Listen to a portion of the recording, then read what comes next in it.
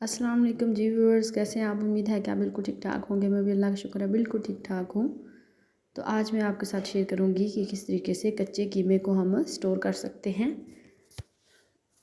चूँकि ईद है और ईद पे काफ़ी ज़्यादा क्वांटिटी में कीमा करवाया जाता है। कीमा स्टोर करने का सबसे बेहतरीन तरीका ये है कि आप गोश्त को अच्छे तरीके से वॉश करके कीमा करें या करवाएं। कीमा करवाने के बाद फ़ौरन ही इसे जैसे ही घर आए तो आप इसे किसी बर्तन में डाल के चूल्हे पे रख दें और मीडियम टू लो आंच पे इसे पकने दें। इससे ये होगा कि कीमे के अंदर जो पानी वगैरह होगा वो निकलेगा। ये देखें गोश्त अपना खुद पानी छोड़ा, इसमें हमने एक कतरा भी पानी नहीं डाला। जब आप कीमा ऊपर रखेंगे या गोश्त को आप करेंगे रोस्ट करेंगे तो आपको आइडिया हो जाएगा कि गोश्त के अंदर से ही पानी निकलेगा।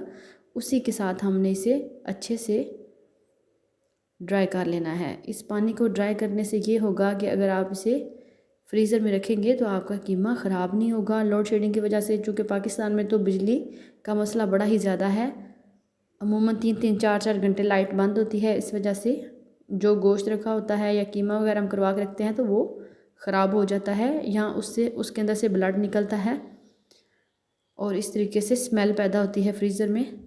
तो ये सबसे बेहतरीन तरीका है। मैं ऑलरेडी अपने चैनल पे आपको वीडियो में बता चुकी हूँ कि आप कुर्बानी के गोश्त को किस तरीके से स्टोर कर सकते हैं जिससे वो ख़राब भी ना हो लोड शेडिंग की वजह से और मैस क्रिएट भी ना हो। तो हमने ये देखिए इसे मीडियम टू लो आंच पे पकाना है। ये मीडियम टू लो आंच पे ऑलमोस्ट 50% कुक हो जाता है।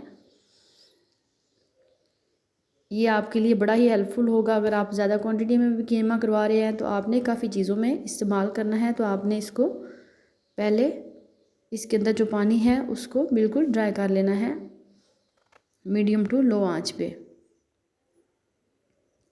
इसके साथ साथ आप कोफ्ते कबाब जो भी बनाना चाहें आसानी से बना सकते हैं। जैसे ही हमारा कीमा ठंडा होगा तो हम इसे किसी भी किस्म के यूज़ में ला सकते हैं।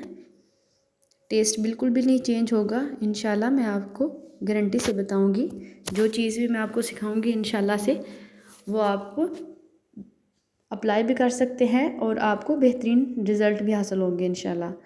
अगर आप मेरे चैनल पे नए हैं और आपको मेरी रेसिपीज़ और मेरी टिप ट्रिक्स पसंद आती हो तो प्लीज़ मेरे चैनल को सब्सक्राइब कर दें, लाइक कर दें और साथ ही लगे बेल के आइकन को दबा दें ताकि मेरी आने वाली हर नई वीडियो सबसे पहले आप तक पहुँचे। अल्लाह हाफिज़।